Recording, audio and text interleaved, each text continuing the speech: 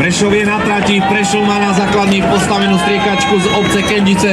Chalani vpredu sú už dávno preč a borci na sani nám to naliali, takže môžeme ťahajme.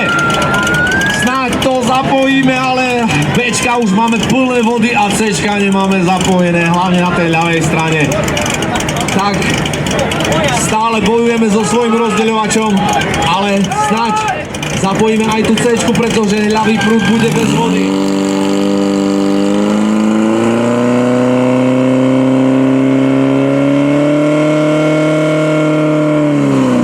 Tak chlapci z Prešova, muži Prešov, poprosíme potlesk, športovo dokončili tento požiarny útok, aj keď je ten čas veľmi vysoký, 39,02. 39,02, samozrejme, tak toto nemôže konkurovať mužskej kategórii, sme úplne